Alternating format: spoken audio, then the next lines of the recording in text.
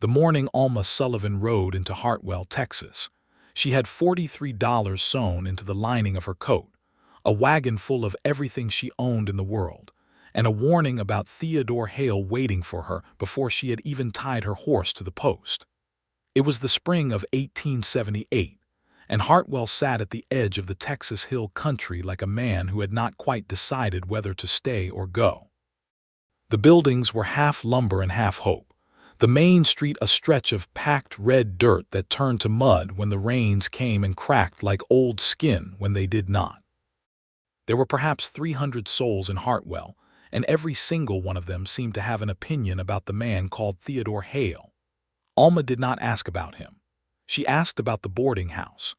The woman behind the counter of the general store, a round-faced woman named Mrs. Doris Finch who wore her gray hair pinned with such severity that it seemed to be pulling her forehead smooth, looked Alma over with the practiced efficiency of a woman who had been sizing up strangers for 30 years. "You just come in?" Mrs. Finch asked, though it was plain enough from Alma's dusty coat and road-worn boots that she had. "From San Antonio," Alma said. "I have come to take the schoolteacher position.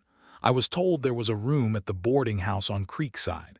Mrs. Finch's expression shifted into something that was not quite a smile but was warmer than what it had been. "Miss Calloway's place. Yes, it's there." She paused with the particular pause of a woman who has information she intends to share. "You'll want to stay clear of Theodore Hale." Alma set her coin purse on the counter and looked at the woman directly. She was 24 years old, with dark brown hair that she wore in a practical braid down her back, and green eyes that her father had always said could find the truth in a room the way water finds the lowest ground. "Why?" she asked simply. Mrs. Finch blinked. The question seemed to surprise her. "Well," she said, "he is just not the kind of man a respectable woman ought to associate with." "What has he done?" Alma asked. The pause that followed was longer this time.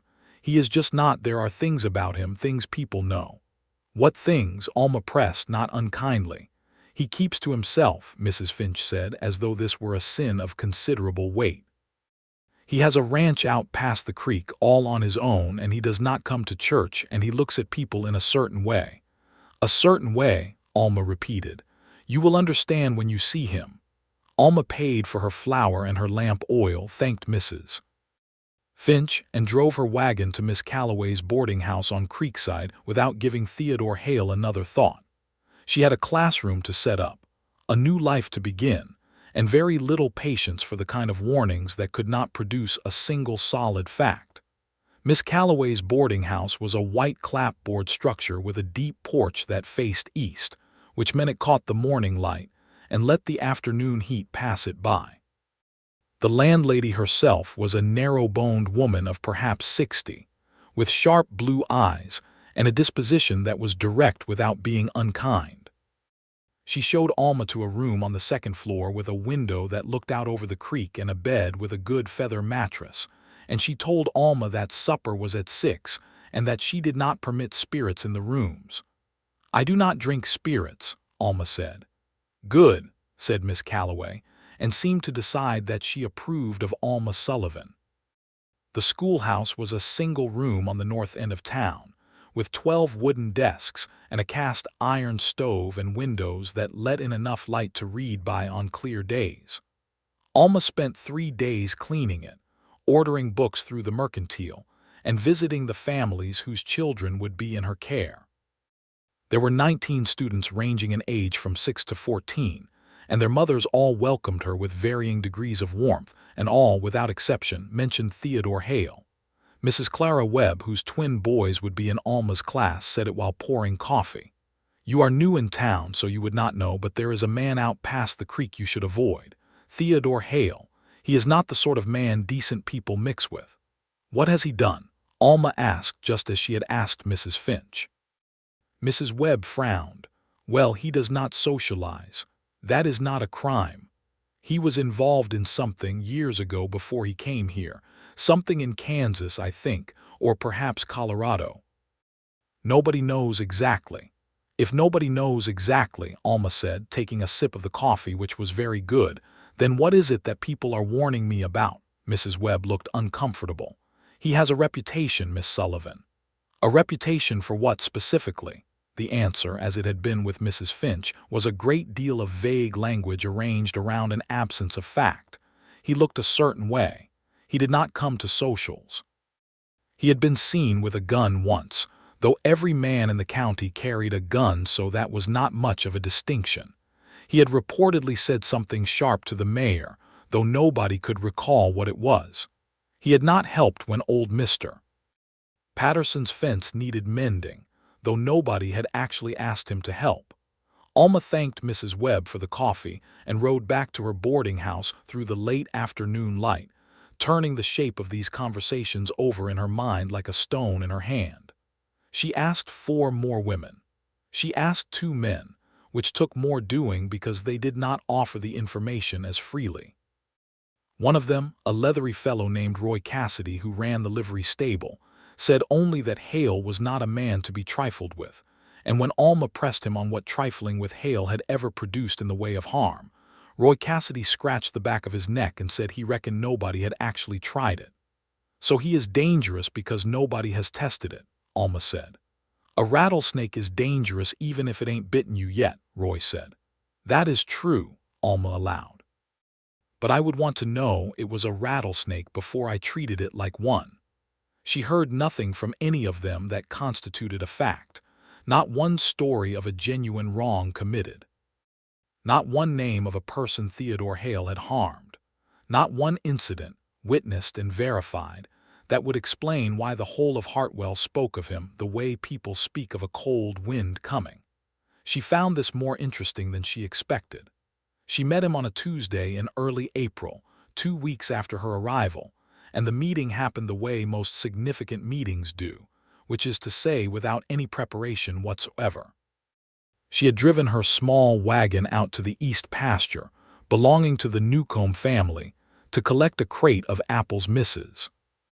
Newcomb had promised for the schoolchildren, and on the return trip the left rear wheel found a rut in the road and snapped its spoke with a sound like a pistol shot.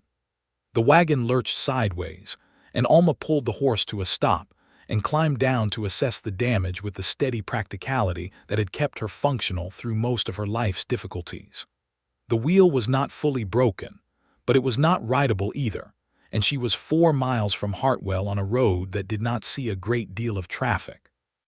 She had been considering her options for perhaps 10 minutes, sitting on the crate of apples and looking at the wheel with the expression of a woman solving a problem rather than despairing over one, when she heard hoofbeats on the road behind her. He came around the bend on a bay horse that moved with the easy, fluid confidence of an animal well-trained and well-ridden, and he pulled up when he saw her. He was perhaps 28 or 29, tall in the saddle with dark hair under the brim of a brown hat that had seen considerable weather. His face was angular and composed, with a quality about it that was not hardness exactly, but was more like stillness, the kind of stillness that comes from a man who has learned to exist in his own company without apology. He wore a plain blue shirt and worn leather gloves, and there was a rifle in the scabbard on his saddle and a revolver on his hip, which was unremarkable in Texas in 1878. He looked at the wagon and the wheel and then at her, and his expression did not shift into the broad helpfulness of a man performing chivalry for an audience. "Busted spoke," he said. "Yes," Alma said. "I have a spare at my place," he said. 2 miles back. I could go fetch it." She looked at him steadily. "You are Theodore Hale," she said. Something moved in his face very briefly, too quick to name. "I am," he said. "I am Alma Sullivan. I am the new school teacher." "I know," he said. "People talk." She almost smiled at that. "They do," she agreed. "Some of them have been talking to me about you." He waited. He did not ask what they had said, which told her something about him. "They said I ought to avoid you," she said. "None of them could tell me why with any precision." There was a long moment of silence that was not uncomfortable, which surprised her. Most silences with strangers had at least the texture of discomfort. This one felt more like a space being left for something true to occupy it. "I will get the spoke," he said. "If you want to wait." "I would appreciate that," Alma said. He turned his horse and rode back down the road without further ceremony, and she sat on her crate of apples and listened to the spring wind moving through the cedar trees along the creek bank. A meadowlark was singing somewhere to the south, and the afternoon light was turning gold over the hills, and Alma Sullivan thought that whatever else Theodore Hale was, he was not what Hartwell had made him out to be. He returned in 40 minutes with the spoke and the tools to fit it, and he worked in the efficient, unhurried way of a man who had fixed wagon wheels before and knew what he was doing. He did not talk while he worked, but the silence was not unfriendly. It was the silence of someone who said things when they had something to say. "Do you live alone out here?"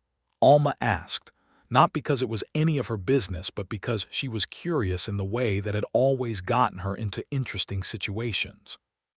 "I do," he said. "The ranch you run, is it cattle? Some horses, mostly horses. Do you sell them?" He looked up at her from where he was crouched by the wheel. His eyes, she noticed, were dark gray, the color of clouds before rain. "I breed them and I break them and I sell them to people who need a good horse," he said. "Is that suspicious to you?" "Not in the least," Alma said. "It sounds like a living." He went back to his work. "It is," he said. When the wheel was fixed, he helped her repack the crate of apples into the wagon bed, and then he stood back and looked at her with that composed, unhurried way he had of looking. "The Hendersons told you to stay away from me?" he asked. "Mrs. Finch at the general store," Alma said, "and Mrs. Webb and a man at the livery stable and several others besides. But you spoke to me anyway." "You had a spare spoke," she said, "and I needed one." He almost smiled. It was not much of a smile, more the suggestion of one, a slight movement at the corner of his mouth, but it changed the whole composition of his face in a way that was unexpectedly appealing. "Thank you, Mr. Hale," she said. "Theodore," he said. "Theodore," she agreed. She drove the wagon back to Hartwell, and she thought about his hands as he worked, and the steadiness of him, and the absence of the performance she had expected from a man who carried the weight of everyone else's suspicions. He came to the schoolhouse 3 weeks later, not as a student's parent, but as a man with a proposal. She was grading papers at the end of the school day when she heard the door and looked up to find him filling the frame of it, his hat in his hands, looking like a man who was doing something that did not come easily to him. "I apologize for coming without warning," he said. "I do not stand on ceremony," Alma said. "Come in." He came in and sat in one of the student desks, which was slightly too small for him, and which he occupied with a kind of careful dignity that made her want to smile. He turned his hat in his hands. "I have 12 horses ready to be broken," he said, "and I have a problem." "Tell me the problem," she said. "The man I usually hire for the breaking has taken a job in New Mexico. I need someone who can ride well enough to help me work them. I cannot do it alone, not 12 in the time I have." "You are asking me," she said. "I heard from Roy Cassidy at the livery that you ride well. Roy Cassidy also told me you were like a rattlesnake." "He is not wrong about the riding," Theodore said, and this time the almost smile was a little more than that. Alma looked at him for a moment. She had grown up on a ranch outside San Antonio, the daughter of a horse trader, and she had been riding since she could sit upright. She had not done horse breaking in a serious way, but she knew the mechanics of it and she was not afraid of the work. "What are you offering to pay?" she asked. He named a figure that was fair. She considered it. "My school hours are 7 until 3, she said. "I can give you 3 hours in the evening and more on Saturdays." "That is enough," he said. "Then I accept," she said, "on the condition that we are clear with each other from the start. If I do not know something, I will say so. If you need something done a different way, you tell me. I do not like working in the dark." "I do not like working in the dark either," he said. He stood and put his hat back on. He looked at her with those gray eyes that were calm in a way that was not coldness but composure, and he said, "I appreciate it, Miss Sullivan." "Alma," she said, because it seemed only right. "Alma," he said, as though he was placing the name somewhere careful. She started at his ranch on a Friday evening, riding out after school on the good brown mare she had bought from Roy Cassidy's livery, which had been a small triumph given that Roy had charged her fairly once he saw she knew how to look at a horse. The Hale Ranch was set in a shallow valley between two low hills, the kind of land that looked like it had been considered carefully before anyone built on it. The house was not large, but it was well constructed, with a long porch facing south and a kitchen garden alongside it that was coming up with early spring green. The barn was bigger than the house, which told her what she needed to know about Theodore Hale's priorities, and the corral behind it held 12 horses of varying size and temperament, all of them watching her arrival with the alert, measuring attention of animals that have not yet decided what they think of you. Theodore came out of the barn when he heard her ride up. He had rolled his sleeves to the elbow, and there was a smear of something on his jaw that looked like saddle oil, and he seemed in the uncurated space of his own property, slightly less contained than he was in town. Not looser exactly, more real. "They are young," he said, meaning the horses. "Mostly 3- and 4-year-olds, good stock. They will not give you trouble beyond what is expected." "What is expected?" Alma asked. "The usual," he said. "They will try to throw you and bite you and make you reconsider your life choices." "I have had worse experiences," Alma said, and climbed down from her mare. They worked the first evening with a bay gelding that Theodore had already begun to gentle. Alma watched the way he handled the animal, talking to it in a low, steady voice, keeping his own energy quiet and consistent so the horse could predict him. He was not flashy about it. He was methodical and patient in a way that some people found boring and Alma found deeply appealing, because patience with an animal that cannot speak back to you is a form of respect that tells you a great deal about the patience a person has with things in general. She took the lead rope when he handed it to her and walked the gelding in circles, and the horse tested her twice and then settled, which she had known it would. Theodore watched her with a careful attention. "You know what you are doing," he said. "My father bred horses," Alma said. "Sullivan," he said. "I did not know that name in horse breeding." "He was not famous for it," Alma said. "He was just good at it. He died 2 years ago, and I sold the stock to pay the debts and went to work in the San Antonio school system for a year before I came here." She had not planned to tell him all of that. She was not sure why she did, except that he had an air of receiving information without doing anything performative with it, which made telling him things feel safe. He did not say he was sorry about her father in the way people did when they wanted to be done with the subject. He said, "That is a hard thing, settling a man's debts after he is gone." "It is," she said, "but it was manageable." "You use that word a lot," he said. "Manageable." She looked at him.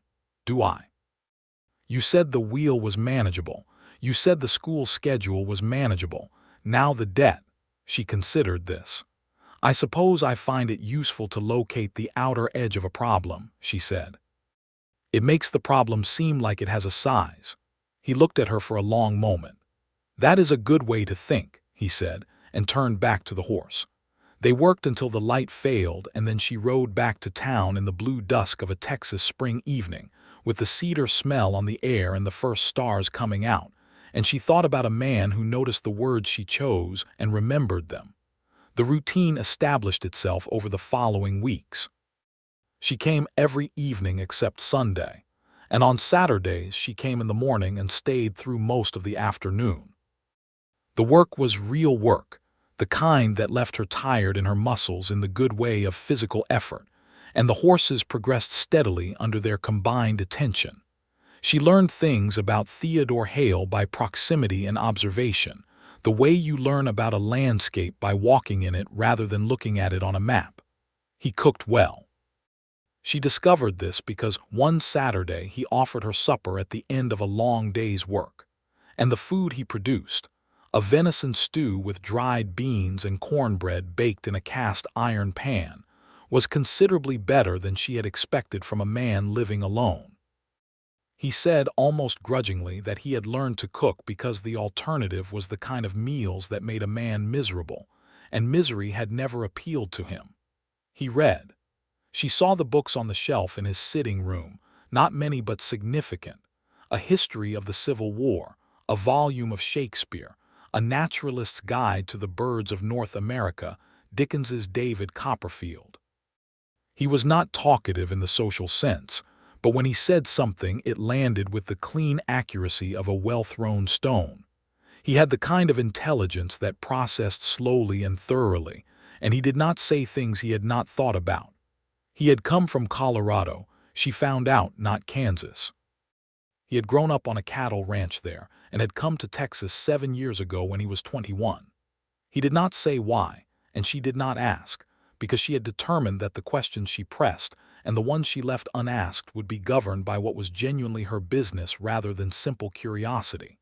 She discovered, with a certainty that grew so gradually she could not have named when it became certainty, that she liked him, not in the performed way of a woman deciding a man would do.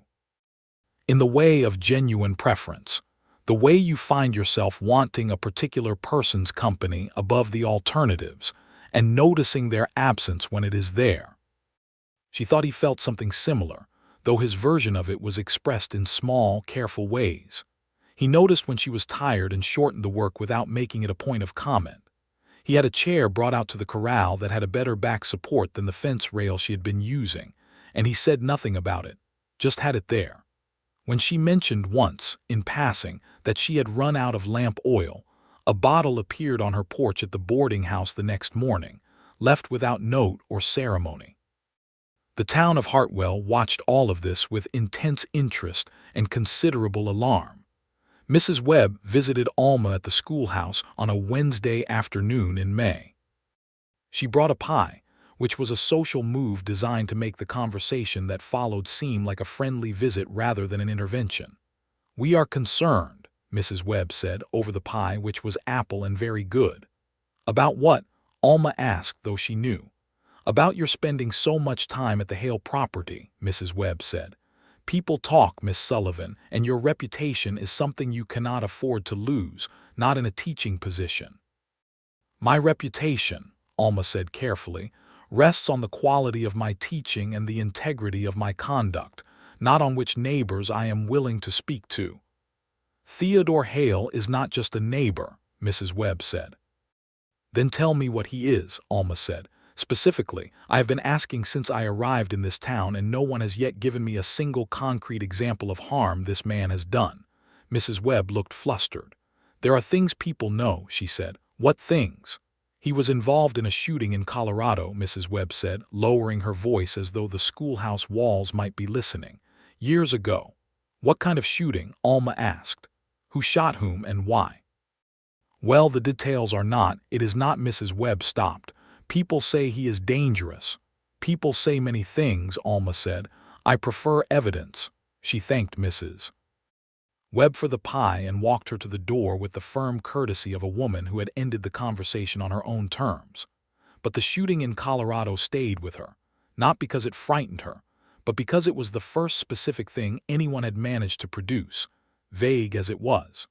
She thought about it for 2 days, and then, on a Saturday morning when they had finished working with the horses and were sitting on the porch steps in the May heat with glasses of cold water, she asked him.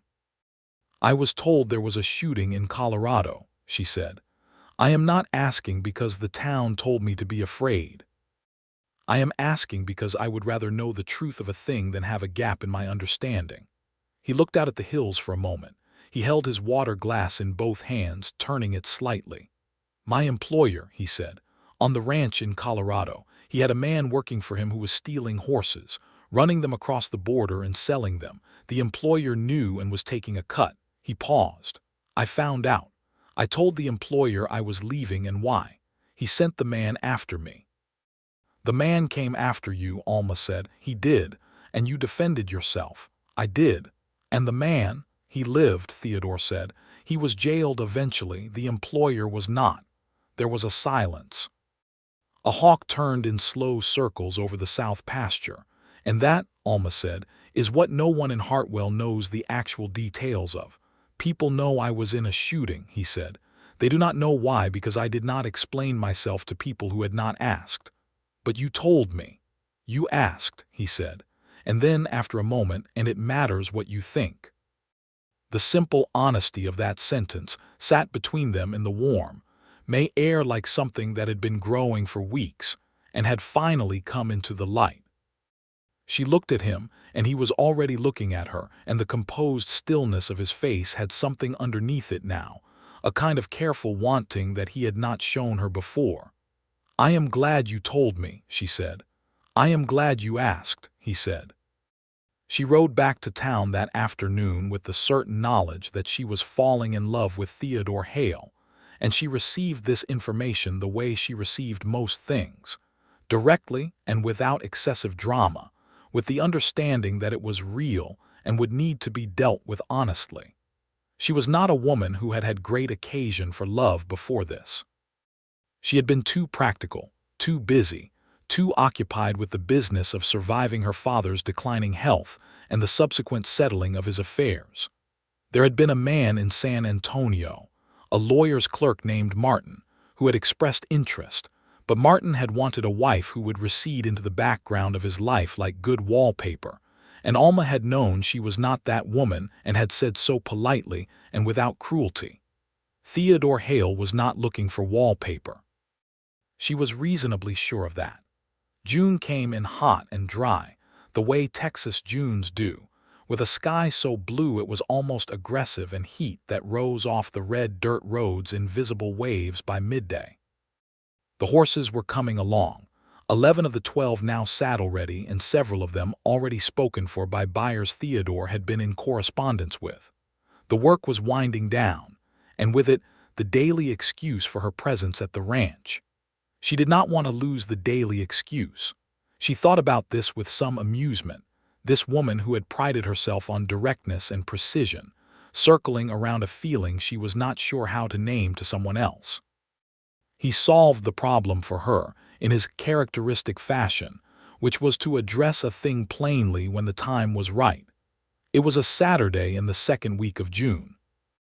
They had worked the last difficult horse of the group, a gray mare with a suspicious temperament and considerable intelligence, and the mare had finally given them what they had been working toward, that moment of yielding that was not defeat but trust, and they had both felt it and looked at each other across the animal's neck with a shared satisfaction that was one of the finer pleasures Alma could remember.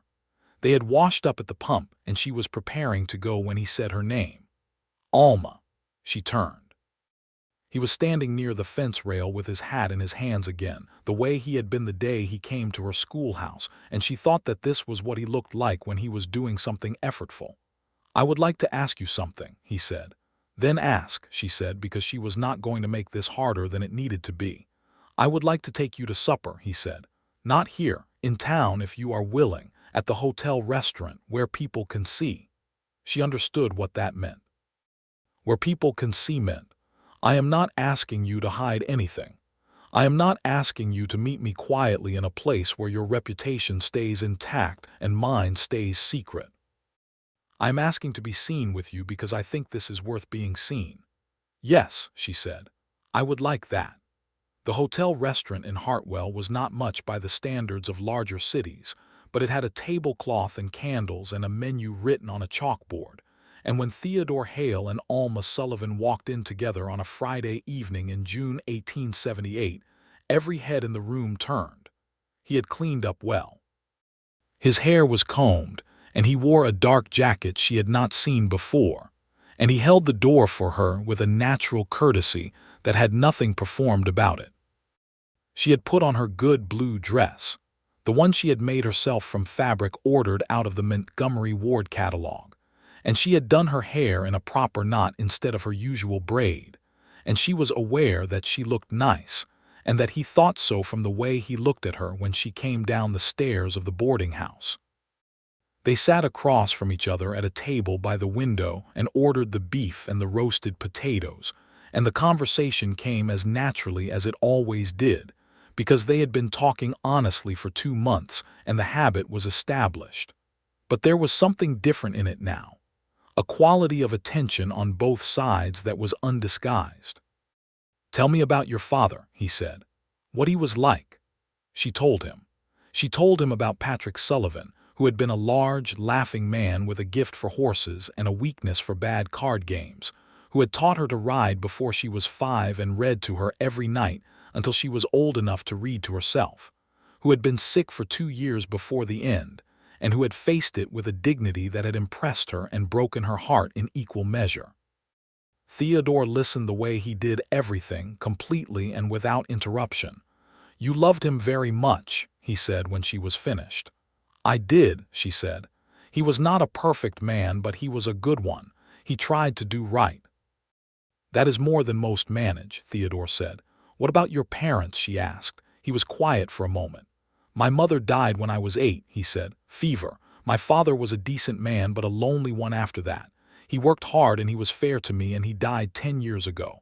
I have a sister in Denver who is married to a banker and has 3 children and writes me letters at Christmas." "Only at Christmas." "She married into a different kind of life," he said. "We have less in common than we did." There was something in the careful neutrality of how he said it that told her there was more there, some old distance or some old wound, and she did not press it. "Do you like it here?"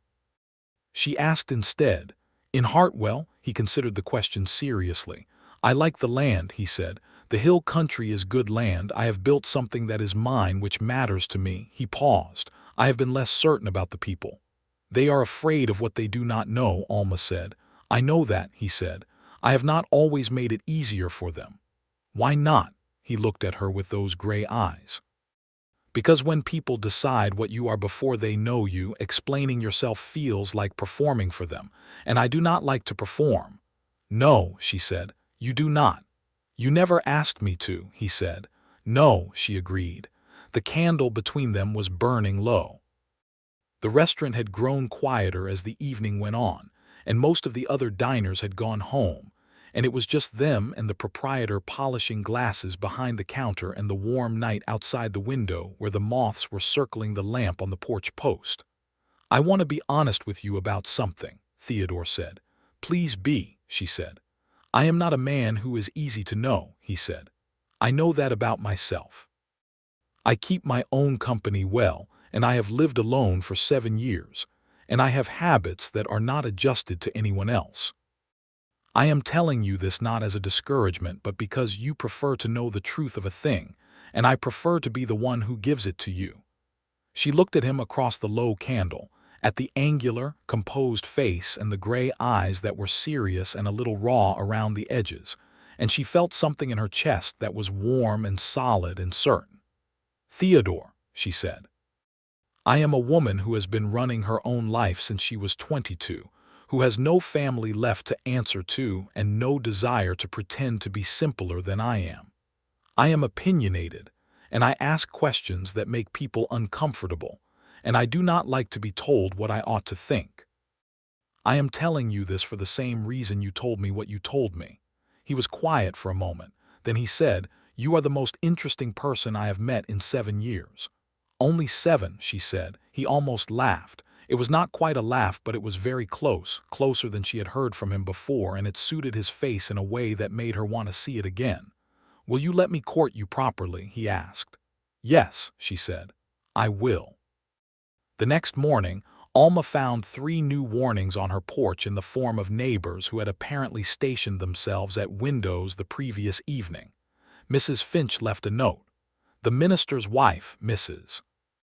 Horton, appeared in person with an expression of maternal concern that Alma found considerably less endearing than it was intended to be.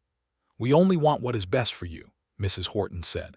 "Then you will trust my ability to form my own judgments," Alma said.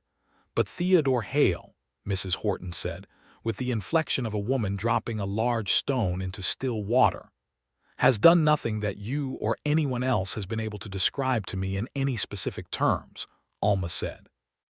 I asked every one of you. Not one person could give me a single verified fact of harm he has done. Not one." Mrs. Horton seemed to find this argument both unexpected and difficult to counter. She tried the angle of his not coming to church, and Alma pointed out that absence from church was a matter between a man and God and not a legitimate basis for social condemnation. She tried the angle of his unsociability, and Alma said that quietness and keeping to oneself were not moral failings. She tried, as a last resort, the vague menace of the Colorado shooting, and Alma told her the true account of it, calmly and fully, and watched Mrs. Horton's expression change.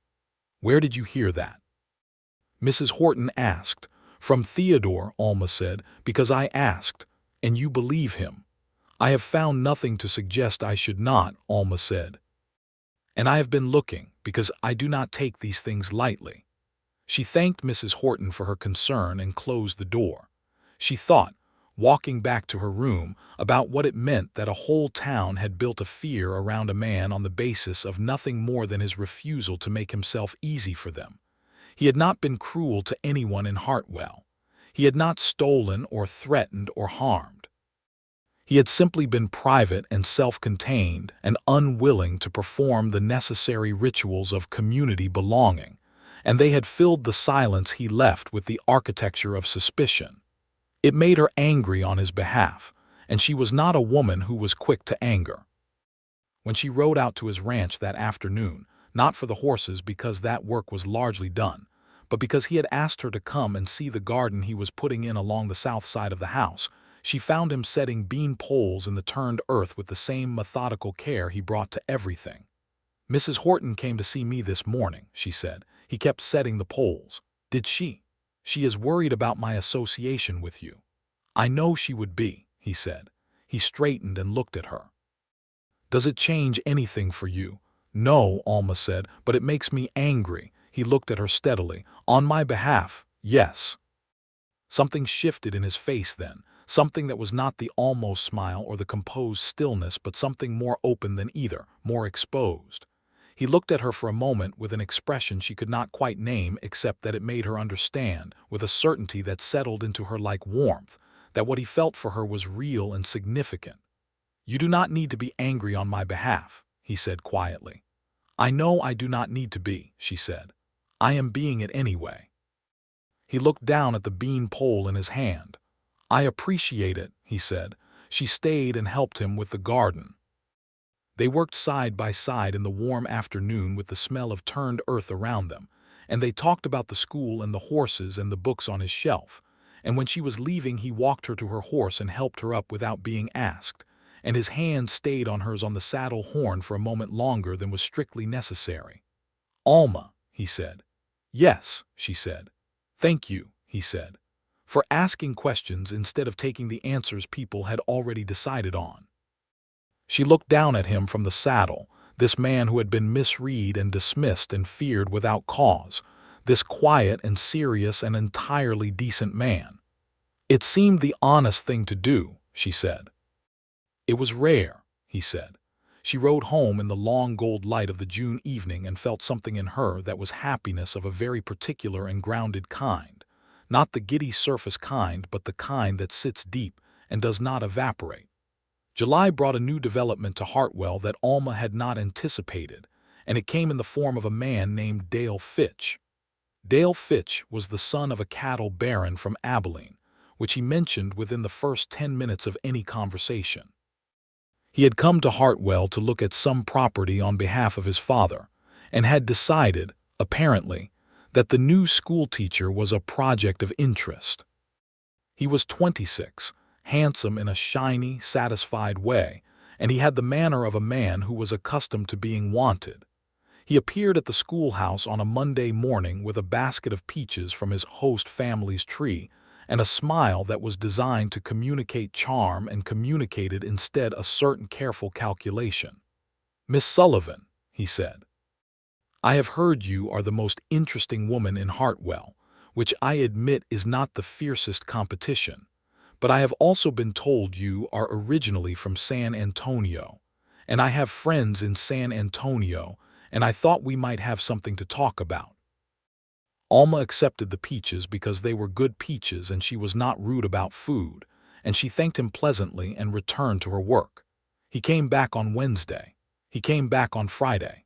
He began appearing at the hotel on Saturday evenings and inviting her to join him for supper with the confidence of a man who expected accommodation, and she declined each time with a courtesy that clearly confused him. On the third Saturday, he said, I have heard you are keeping company with Theodore Hale. I am, Alma said. Dale Fitch's handsome face rearranged itself into an expression of concern that did not reach his eyes. You should know that Hale has a reputation that is not favorable, he said. "What has he done?" Alma asked, and like every other person who had said this to her, Dale Fitch paused and then produced generalities, different from the others only in the confidence with which they were delivered. "He is a troublemaker," Dale said. "What trouble has he made?" "People say." "What people?" Alma asked. "Saying what exactly?" Dale Fitch looked at her with something that was closer to irritation than concern now. "You are a very literal woman," he said. "I prefer the word precise," she said. "And yes, I prefer that a warning contain the actual nature of the danger, or I am disinclined to take it seriously." He tried once more to shift her opinion, and then gave it up and left, and she put the incident out of her mind except to notice that it had made her think about Theodore with an additional clarity. She told Theodore about it when she saw him next, because they were honest with each other, and it was the kind of thing that ought to be mentioned. He listened with his face composed and attentive.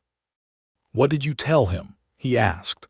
"That I prefer specific facts to general warnings," she said, "and that I am keeping company with you because I have made that choice and I am satisfied with it." Theodore was quiet for a moment. Then he said, "He is not a man I would trust." "Nor am I," she said. "Why?" He thought about it. "He looks at things and people as though they are positions to be taken," he said. Alma considered this. "That is exactly right," she said. She watched Theodore absorb this, the small recognition that she had confirmed something he had observed, and she saw the pleasure it gave him, not a showy pleasure but a real one.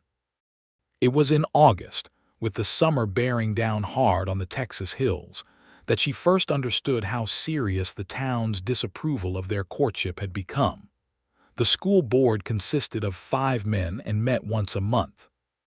In August, they sent her a formal letter that was politely worded and perfectly clear in its meaning.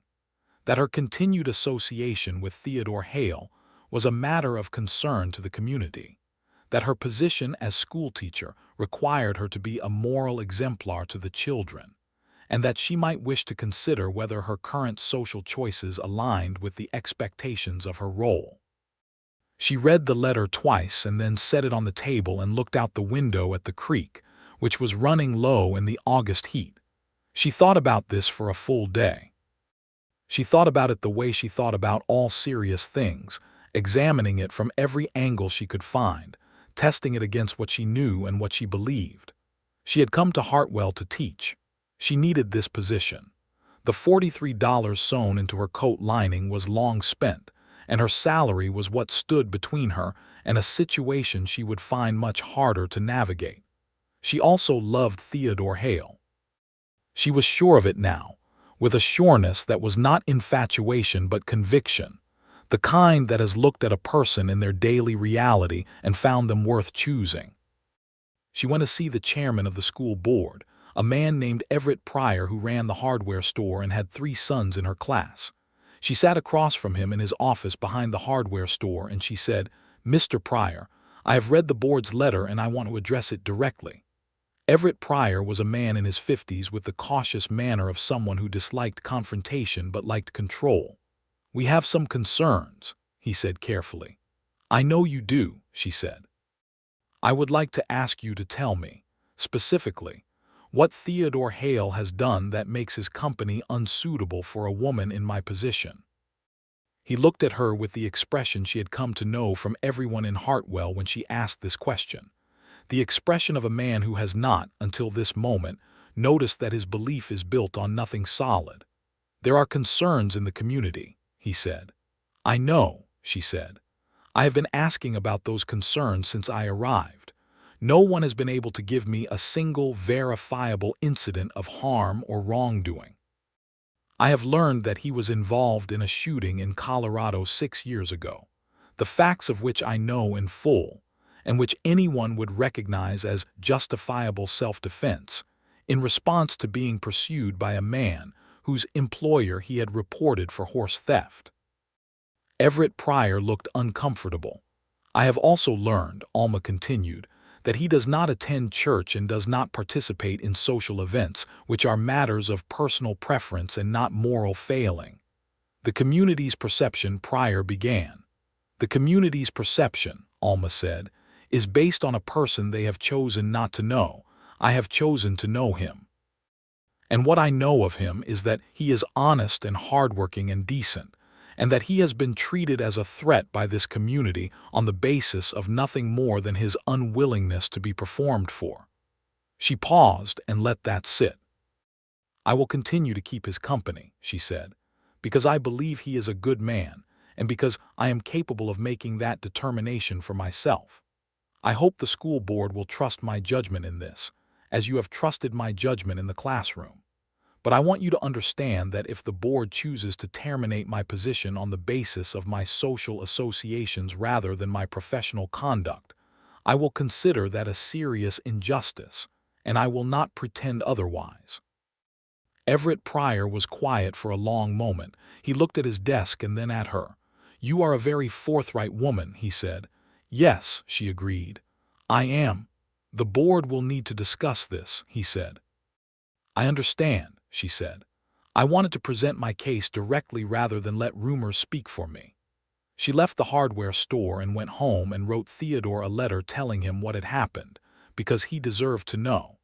He came the next morning early before school and knocked on the door of the boarding house with his hat in his hands and his face very composed, which she had learned meant he was more concerned than he was going to say easily.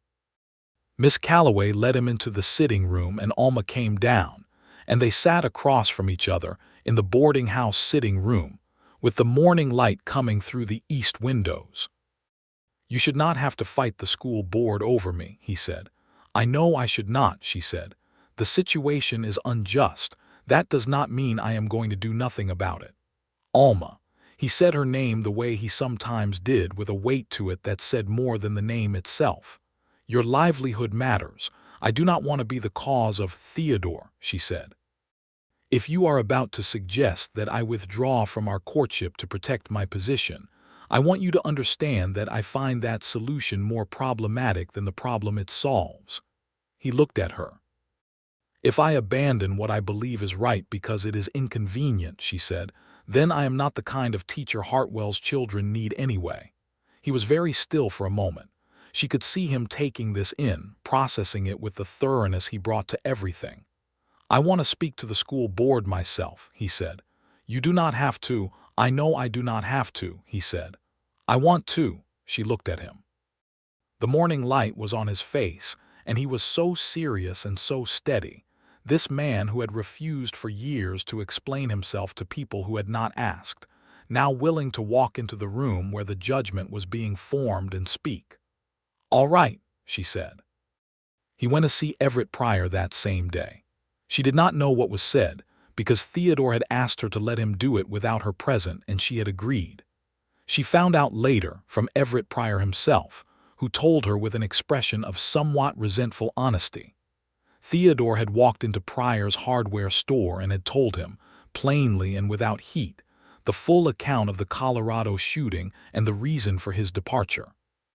He had told Pryor that he had come to Hartwell 7 years ago and had, in those 7 years, broken no laws, harmed no person, and cheated no one in any transaction of business. He had said that if the board had evidence of specific conduct that merited the letter they had sent Alma, he would hear it. He had waited. Pryor had not been able to produce any. He had then said one more thing, which Pryor reported to Alma with the expression of a man who had been forced to find something admirable in someone he had decided not to admire. Theodore had said, "Miss Sullivan is a good teacher. Whatever you think of me, she should not be penalized for choosing to form her own opinion. She asked questions that nobody in this town thought to ask, and she was right to ask them." The school board met and sent Alma a second letter, briefer than the first, stating that the board was satisfied with her professional conduct and had full confidence in her continued service. She folded the letter and put it in her apron pocket, and felt something that was partly vindication and partly a warmth so specific to Theodore Hale that she knew what she wanted, and that it was time to be clear about it. She went to his ranch that Saturday morning and found him in the barn with a new horse, one he had bought the week before, a young sorrel stallion that he was beginning the long process of gentling. She stood at the stall door and watched him, this man who had told the truth about himself to a hostile room not for his own sake but for hers. "Theodore," she said. He looked up. "I am in love with you," she said. "I thought you should know." He was very still for a moment, the sorrow moving gently around him. Then he came to the stall door, and he was looking at her with an openness in his face that was different from anything she had seen before, as though the careful composure had not disappeared, but something behind it had come forward. "I have been in love with you," he said, "since the day you sat on that crate of apples and told me that you needed a specific description of the danger before you would accept the warning." She laughed. It came out of her fully and genuinely, and he smiled at the sound of it, a real smile this time, not the almost smile or the suggestion of one, but the complete expression, and it changed his face into something so warm and so open that she thought she could spend a long time looking at it. He opened the stall door and came out and stood very close to her, and she looked up at him, and he raised his hand and touched her face, a very deliberate gesture, careful and real. "I would like to marry you," he said, "if you will have me." "I will," she said without hesitation, because she had been certain for months and certainty had always made her quick. He kissed her then, in the barn with the sorrel watching and the morning light coming through the high windows, and it was the kind of kiss that is both the beginning and the confirmation of something. And she held his jacket lapels with both hands and kissed him back with all the directness that was characteristic of her. And he made a sound against her mouth that was quiet and private, and entirely unlike the composed stillness with which he faced the world. They sat on the porch steps afterward close together, not in any hurry, with the September air beginning to suggest the coming autumn in the mornings. "The town will have opinions," he said. "The town always has opinions," she said. "They will adjust. Will you be all right with them not adjusting immediately?" She considered this. "I have been all right with considerably worse things," she said, "and I have you, which is a significant advantage." He took her hand, which he had not done before, and held it between both of his with a quiet care. "You have me," he said. "That is the true part of what I can offer, not much else.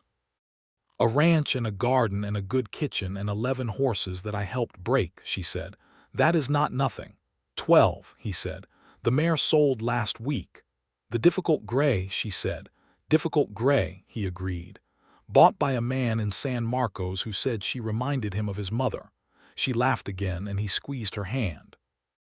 They were married in November of 1878, in a small ceremony at the boarding house, because the minister had declined on the stated grounds that Theodore did not attend church, and Alma had said that was perfectly all right, and had arranged for a justice of the peace from the county seat to come instead. Miss Calloway hosted the wedding supper in her dining room, and said it was the most interesting thing that had happened in Hartwell since the time the Newcomb's bull got into the general store in 1875, which was her highest compliment. Everett Pryor came to the supper, which surprised Alma somewhat. He came, and he shook Theodore's hand with the somewhat stiff courtesy of a man who is trying to revise a conclusion he had held for years. "I may have been hasty in my judgment of you," Pryor said to Theodore. "People often are," Theodore said without malice. "I might have made it easier." "You might have," Pryor agreed. "And Miss Mrs. Hale has a way of asking questions that makes a man think harder than he is accustomed to." "She does," Theodore said. "I find it one of her best qualities." Even Mrs. Webb came, drawn by social obligation, and not quite ready to admit she was also drawn by genuine curiosity and a developing guilt about the letter she had written to the school board supporting the board's concerns. She sat at the table and looked at Theodore Hale, really looked at him, perhaps for the first time, and watched him with Alma. The way he listened to her and the way he moved around her, the specific gravity of his attention, and she had the uncomfortable experience of seeing someone clearly after years of seeing only the outline she had decided on. She pulled Alma aside before the evening ended and said, not without difficulty, "I believe I owe you an apology. And perhaps an apology to Mr. Hale as well. An apology from you is not necessary, Alma said, but your changing how you see him would mean something. I am working on it, Mrs. Webb said, which was honest and which Alma appreciated. The town of Hartwell adjusted slowly and imperfectly, the way towns do, but the adjustment was real. Part of it was the simple force of time and repeated evidence, the fact that Theodore Hale had been here for years and had done nothing that a reasonable person could object to, and the fact of Alma Sullivan being who she was had shone a light on the emptiness of the fears that people found uncomfortable to look at but increasingly hard to ignore. Part of it was Theodore himself, who made a small and considered adjustment of his own. He did not become a different man. He did not suddenly appear at every social function or perform the rituals of community belonging that had never suited him, but he began to be present in small, substantive ways. He helped the Newcombs repair their fence without being asked. He brought lumber to the rebuilt school when the east wall developed a problem. He stopped Roy Cassidy on the street one day and told him, without apparent awkwardness, that he thought he had undersold one of his horses to a buyer who had not known its worth, and he said it man to man, as information, not as a lecture. Roy Cassidy, who was not a bad man but was a man shaped by other people's opinions, turned this over for a week and then came to the Hale Ranch on a Saturday morning and said he reckoned he had misjudged, and he said it in 5 words and held out his hand. Theodore shook it. Alma watched this from the garden where she was planting the winter greens, and she felt a satisfaction that was particular to seeing a wrong slowly and imperfectly righted. The winter of 1878 going into 1879 was a good one. The ranch was warm and Alma's kitchen was productive, and Theodore turned out to be a man who was deeply and genuinely happy to have someone in the house with him, not in the way of a man who had needed someone, but in the way of a man who had found the right one. He was not demonstrative in public in the way that some men were, but at home he was warm in all the quiet ways that counted: the cup of coffee set beside her papers before she woke in the morning, the hand on her back when she stood beside him, the way he said her name sometimes from across a room just to have her look at him. She found all of this suited her considerably better than anything she could have imagined a year before. She kept teaching. The school board had been true to their word, and her position was secure, and the children came every day with their varying degrees of enthusiasm and difficulty, and the occasional startling brightness that made the whole enterprise worthwhile. She had a student, a boy of 10 named James Pryor, Everett Pryor's youngest, who had a natural facility for mathematics that was going to be wasted if nobody pushed it, and she pushed it, and the boy responded with the particular fire of a child who has been given the right key for the right door. She mentioned it to Everett Pryor at a town meeting in February, and Pryor looked at his son with the expression of a man discovering something in familiar territory, and something shifted in his face that had to do with more than just the boy. In March of 1879, Alma became pregnant. She told Theodore on a Tuesday evening after supper, in the way she did most things, directly.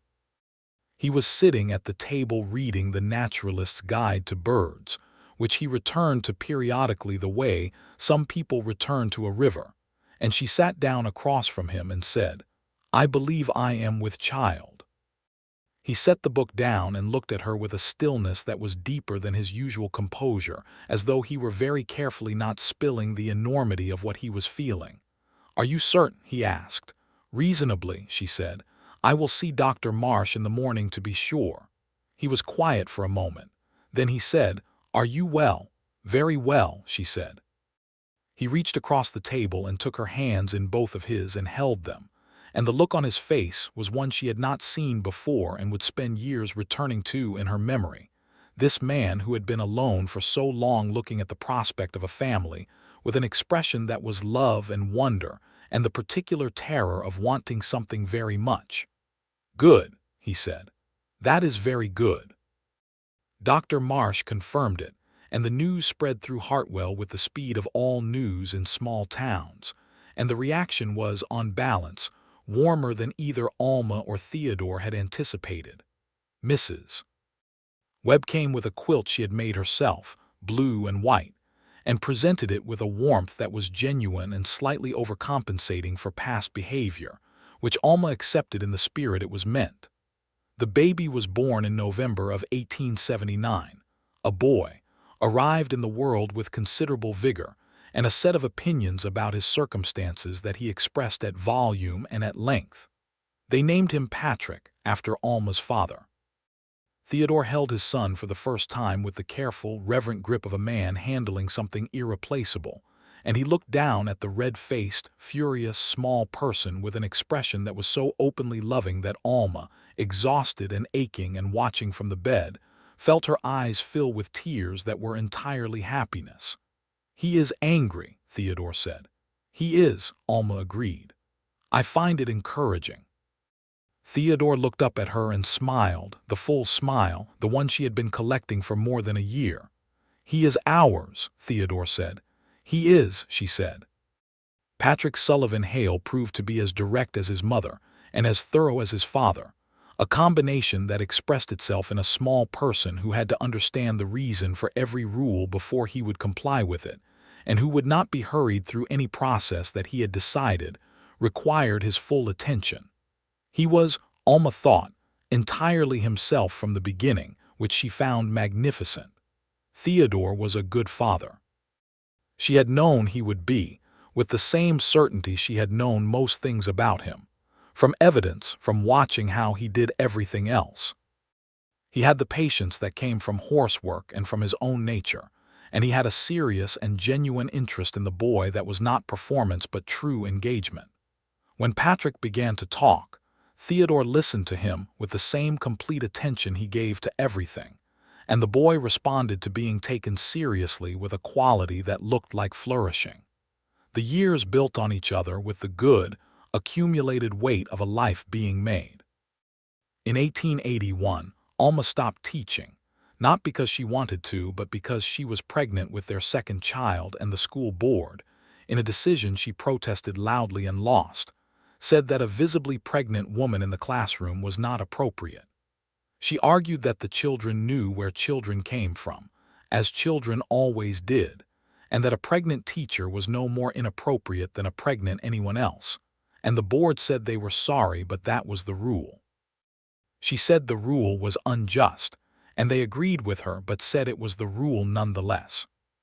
She intended to return after the baby was born, and she did, though it took negotiation and the forceful application of the argument that finding a teacher of her quality in Hartwell, Texas, was not a simple matter. The second child was a girl. They named her Clara, which was not after Mrs. Webb, though Mrs. Webb chose to believe it might be, and was so pleased by the possibility that Alma decided not to correct her. Clara Hale was a different creature from her brother entirely. Serene where Patrick was intense, observant where he was active, with dark eyes that watched the world from her father's face and a smile that was her mother's entirely, quick and genuine and disarming.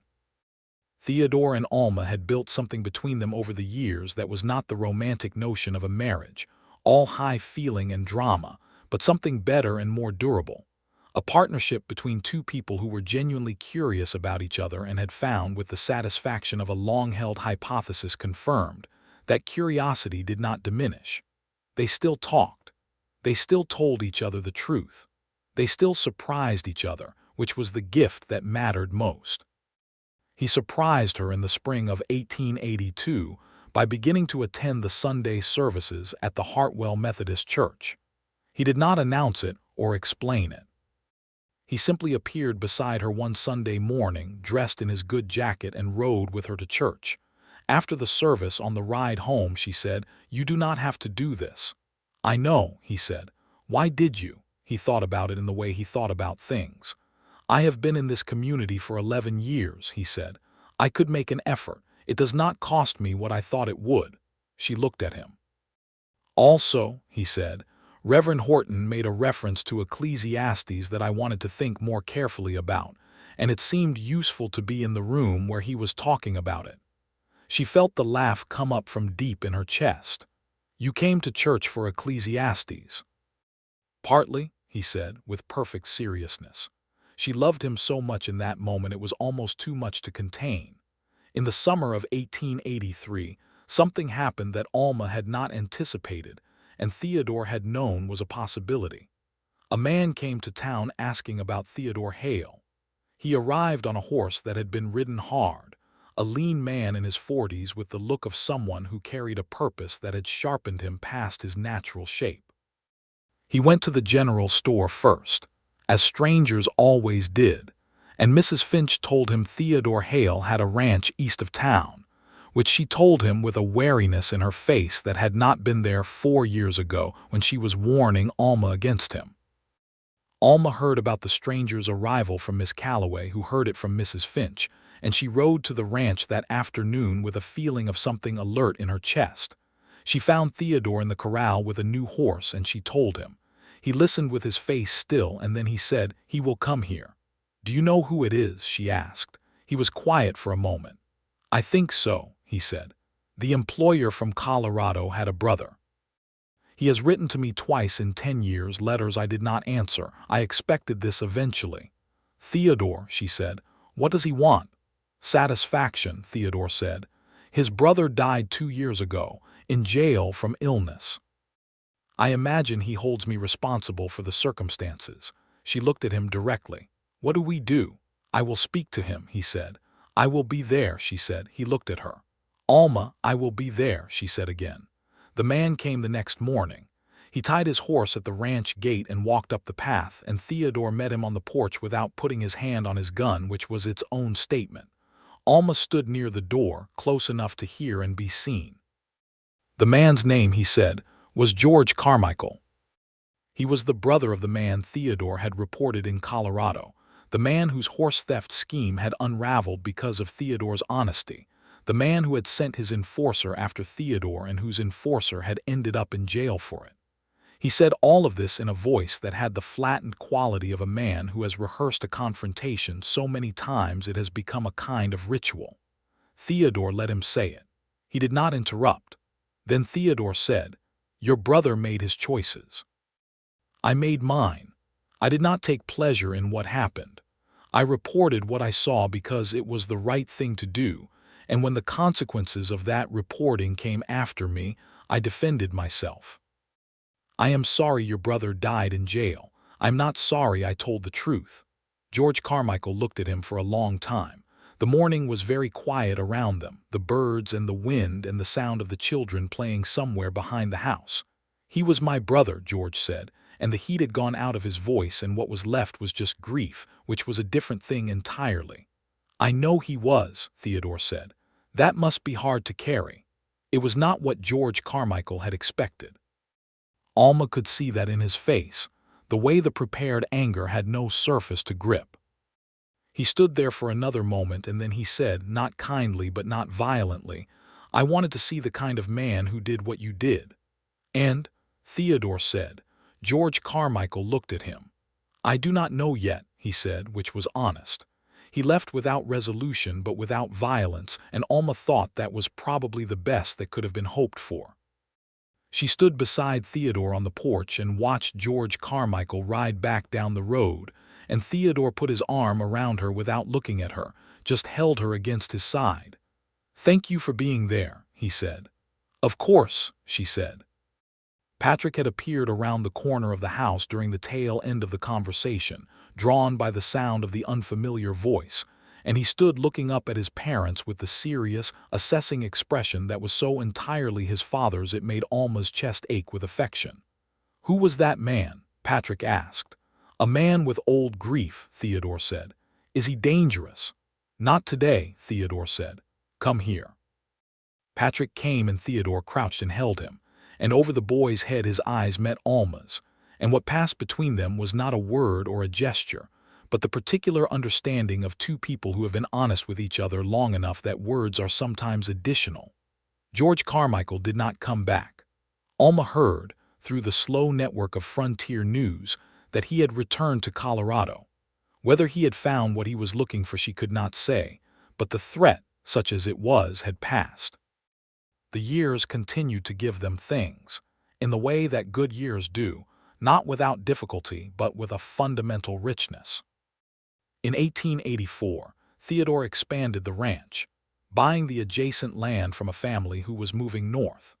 The horse operation grew, and he hired 2 men to help young men who had come west from Georgia looking for work, brothers named Tom and Ellis Reed, who were good with animals and learned fast, and who, within 6 months, had become part of the daily texture of the ranch the way that good workers do.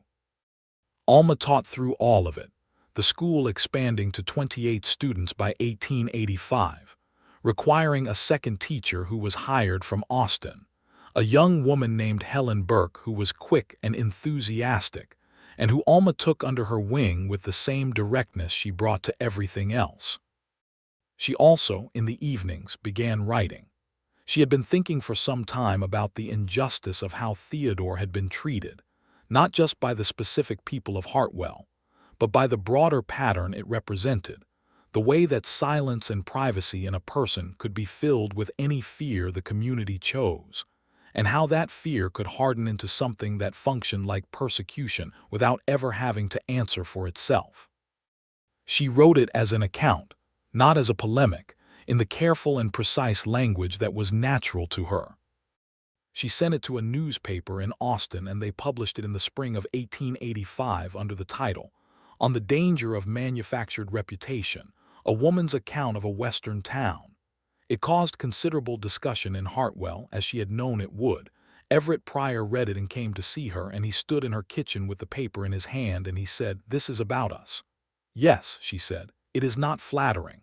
"No," she said, "it is honest." He was quiet for a moment. Then he said, "The part about the school board letter." "That happened," she said. "I know," he said. He set the paper down on the kitchen table. "I believe you are right, Mrs. Hale, about most of it. It is not comfortable to be right about." "No," she agreed. "Uncomfortable truth is still truth." He left, and she did not know what he would make of it, but she thought he was a man who was capable of making something honest of it if he chose to. Mrs. Webb wrote her a letter, 2 pages long, that was partly defensive and partly honest, and which concluded with a sentence that Alma thought she would remember for a long time. "I suppose the most frightening thing in your piece is the way you made me see that I was afraid of your husband, not because he had done anything, but because he reminded me of someone who had, long ago, in my own life, and I had never separated the two." Alma wrote back and thanked her for the honesty of that. Theodore read the piece and said, after a long silence, "You are a better writer than I expected." "What did you expect?" she asked. "I do not know," he said. "Something more careful." "I am careful," she said. "I am just not cautious." He looked at her. "No," he said, "you have never been cautious." "Does that bother you?" He shook his head slowly. "It is one of the things I love most about you," he said. Patrick was 6 by then, in his mother's school, and creating complex negotiations about that arrangement every single week. And Clara was 4 and following her father everywhere, with the dedicated attachment of a child who has found her primary point of reference.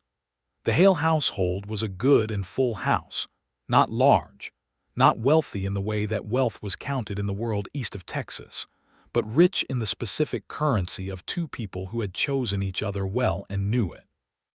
Alma had a 3rd pregnancy in 1886, which she approached with the matter-of-fact acceptance of someone who found pregnancy difficult but not unbearable, and who had a husband who paid attention and a ranch that had enough help now that the load was distributed. The 3rd child was another boy. They named him James, after Alma's grandfather, and because Theodore said it was a good, plain name that would not embarrass a person. James Hale was born in February of 1887, arrived in the world as serene as Clara and as decided as Patrick, and took to Theodore immediately with the specific preference of a baby who knows his own mind, which made Theodore look, for the first time in his adult life, entirely undone. This composed and steady man reduced to helplessness by a small boy who reached for him. Alma watched this from her chair by the fire on a February evening. This man she had loved for 9 years, holding their third child with the open, unguarded tenderness he showed only in this house. With her, with their children. And she thought about the woman who had ridden into Hartwell with $43 in her coat and a wagon full of everything she owned, and the warnings that had met her before she had even tied her horse to the post, and the question she had asked. What has he done? And not one of them could say. She thought about all of it, and she felt the deep, settled happiness of a woman who has done a hard thing and found that it was right. Theodore looked up from the baby and found her watching him. "What?" he said. "I was thinking," she said, "about the first conversation I ever had in Hartwell." "Mrs. Finch," he said. "Mrs. Finch," she agreed. "She told me to avoid you." "You did not," he said. "I did not," she said. He looked at her with the expression she had been collecting for years, the open and particular warmth that was his love for her, which he showed her every day in the small and specific ways that were entirely his own. "I am glad," he said. "So am I," she said. "I am very glad."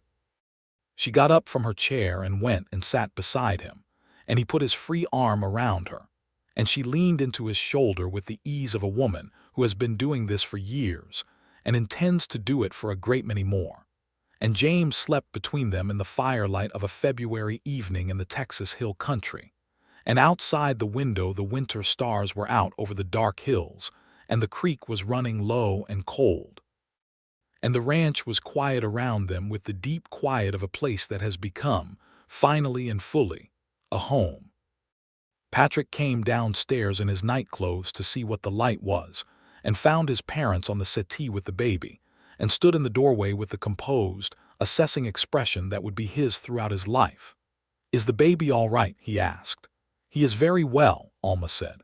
"Come here." He came and she made room for him, and he leaned against her other side with the practical, matter-of-fact affection of a boy who did not make a production of needing his mother but did need her and knew she was there. Clara came behind him, drawn by the sound of voices, and arranged herself beside Theodore with the precision of a small girl who knows exactly where she belongs. Theodore looked at Alma over the heads of their children, and she looked back at him. And the look that passed between them was one of those looks that contain a great deal that does not need to be spoken, because they have built the language for it over years, and it lives between them now in the specific and particular place that belongs only to the two of them.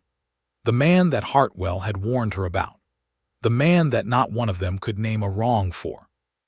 The man who had come around the bend in the road with a spare spoke in a saddlebag, and had looked at her sitting on her crate of apples with that gray-eyed composure, and had offered help without theater. This man, this Theodore Hale, her husband and the father of her children and the person she understood best in the world, and continued to find interesting and worth knowing, sat in the firelight of his own home with the full, warm reality of everything they had made together, and Alma Sullivan Hale held all of it and found it more than enough.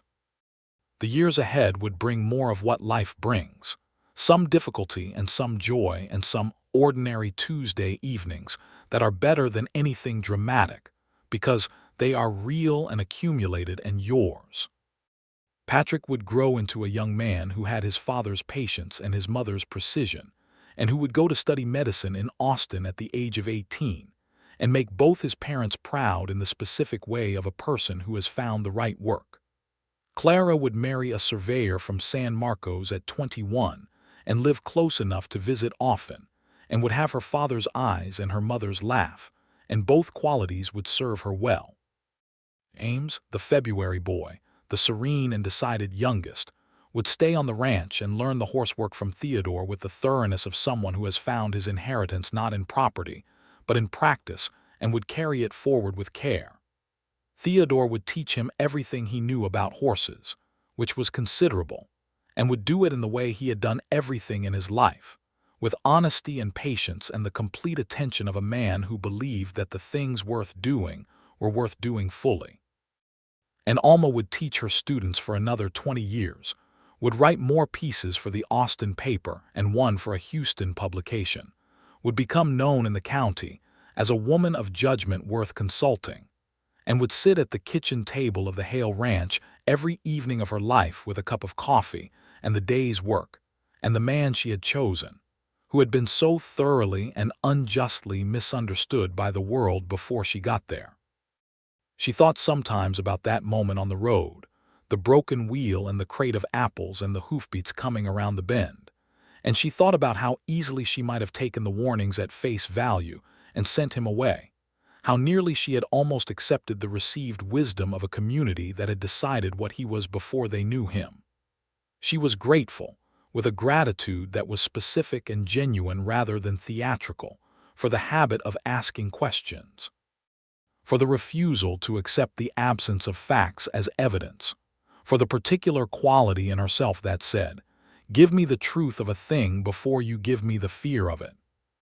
That quality had given her Theodore Hale, which had given her everything that followed, and she held it all, the whole long, full, difficult, satisfying accumulation of it, with the same steady hands she had used to sit on a crate of apples in the spring road and wait for a stranger to come back around the bend. On an evening in the spring of 1889, 11 years after she had ridden into Hartwell with $43 and an open question, she and Theodore sat on the porch of their house as the last light went out of the sky over the cedar hills, and the first night birds started up in the draw below the south pasture.